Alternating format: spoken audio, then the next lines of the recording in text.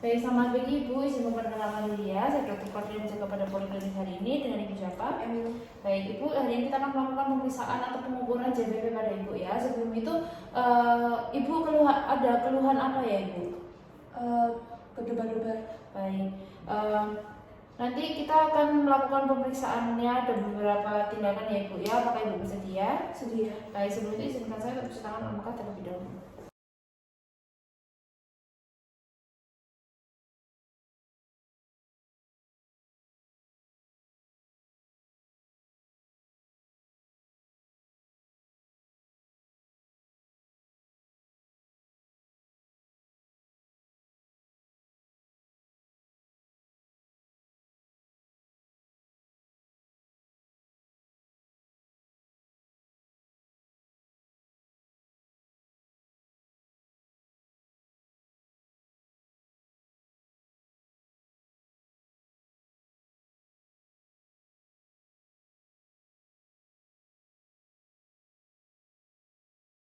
Baik, kemudian saya akan berdiri di sebelah kanan pasien. Setelah itu saya akan meminta pasien untuk berada di posisi santai, terbaring, kepala sedikit terangkat dengan otot sternocleidomastoidnya dalam keadaan rileks. Kemudian saya akan meminta pasien untuk melepaskan pakaian yang sempit atau menekan leher.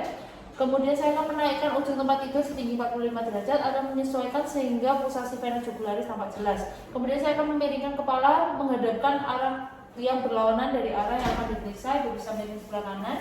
Baik, kemudian saya akan menentukan titik tertinggi di mana pulsasi vena jugularis internal atau eksternal dapat dilihat.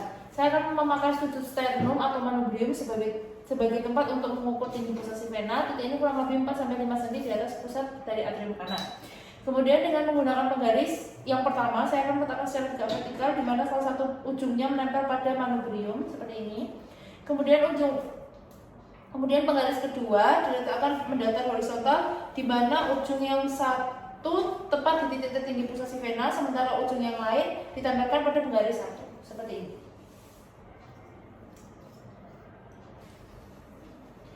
Baik, kemudian saya akan mengukur jarak vertikal atau tinggi antara manubrium dan titik tertinggi dari pulsasi vena, kemudian ditambah 5 cm dan saya akan mencatat dan melaporkan hasilnya. Baik, kemudian saya akan Ibu untuk hasil pengukurannya tadi itu 5+2 yang artinya normal ya Ibu ya, tidak ada pembesaran atau peningkatan JVP. Baik, izinkan saya untuk membersihkan dan menyimpan alat-alat yang sedang digunakan dan mencuci tangan dengan lengkap. Pemeriksaan hari ini selesai, terima kasih ya Ibu. Baik, selamat pagi Ibu, izin memperkenalkan diri ya. Saya Dr. Kordian jaga pada Poliklinik ini dengan Ibu siapa? Ibu Ekle. Baik, Ibu Ekle, pada hari ini kita akan melakukan pemeriksaan varises pada Ibu ya. Dikarenakan Ibu ada keluhan nyeri di bagian tungkai bawah atau kaki. Nanti saya akan melakukan beberapa prosedur, mungkin akan terasa sedikit tidak nyaman. Apakah Ibu bersedia? Iya. Baik, sebelum itu izinkan saya untuk sekarang mengangkat terlebih dahulu ya Ibu. Baik.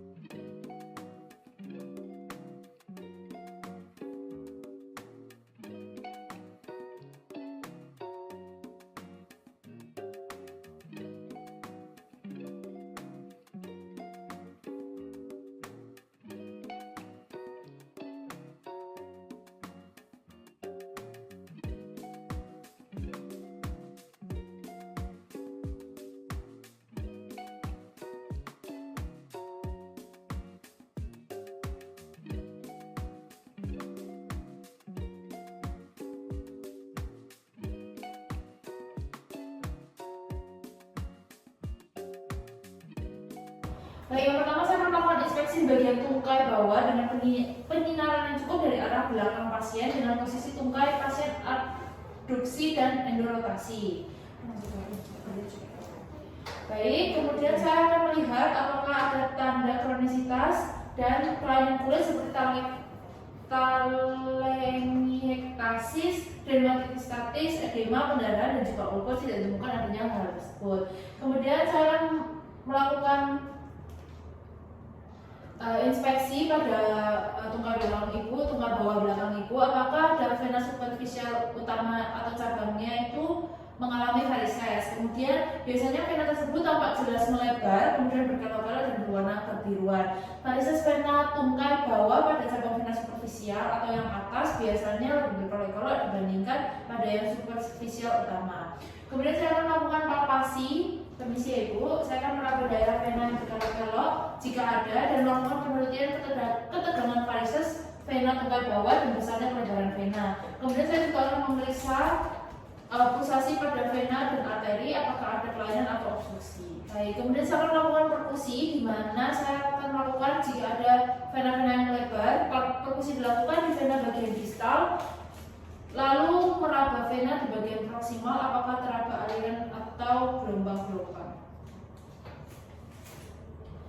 Baik, saya akan melakukan tes Trendelenburg, di mana saya akan membantu pasien untuk mengelevasi atau mengangkat tungkainya 90 derajat selama 60 menit. Untuk melakukan pengosongan vena kurang lebih 10 menit. Oklusi vena sampai magna pada bagian atas dengan kompresi manual atau tourniquet menggunakan tekanan yang cukup untuk menekan vena superficial namun tidak menekan vena dalam. Kemudian saya akan minta pasien untuk berdiri. Oke.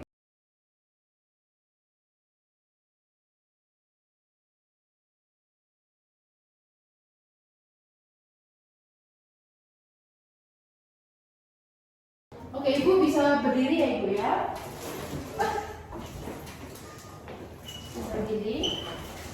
Baik, kemudian setelah pasien berdiri selama 20 detik, saya akan melepaskan kompresi dan mengamati pengisian vena pada bagian tungkai. Normalnya vena superficial akan terisi dari bawah atau distal dan memakan waktu sekitar 35 detik. Pemeriksaan juga dilakukan pada bagian kontralateral.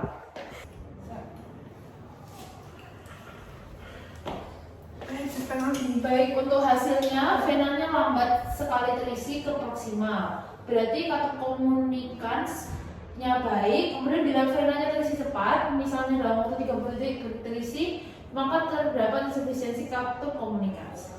Baik, kemudian saya akan melakukan manuver per tes, di mana pasien berdiri beberapa saat, kemudian dilakukan ikatan elastik di bawah lutut untuk membendung vena superficial. Permisi ya Ibu.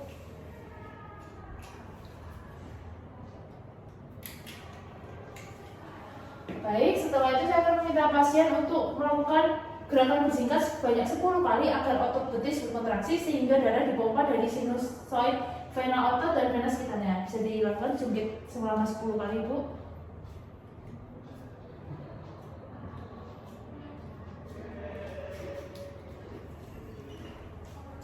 Dan pemeriksaan ini dilakukan di bagian kontralateral juga.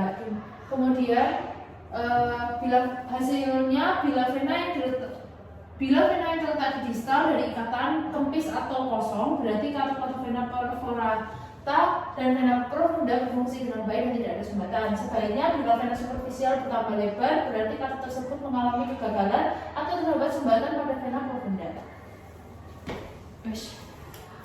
Baik, selanjutnya saya akan melakukan pemeriksaan human sign, di mana pasien diminta untuk terlentang kembali, kemudian dengan tungkainya ekstensi. Kemudian saya akan mendorsofleksikan dan menanyakan pada pasien apakah ada nyeri pada betis atau tidak. Permisi ya Ibu. Apakah ada nyeri Ibu? Tidak. Baik, saya lakukan juga di sisi kontralateral. Apakah nyeri Ibu? Tidak. Baik. Untuk hasilnya di mana pada pasien ini negatif, yang artinya human signs-nya negatif. Jika ada nyeri, maka human signs-nya positif dan pasien harus dimotivasi untuk mobilisasi dini agar sirkulasinya menjadi lancar. Baik Ibu, untuk pemeriksaan hari ini sudah selesai ya Ibu ya. Hasilnya semuanya normal dan baik. Izinkan saya untuk mencuci tangan dan melangkah ya Ibu ya. Terima kasih Ibu. Terima kasih Dok.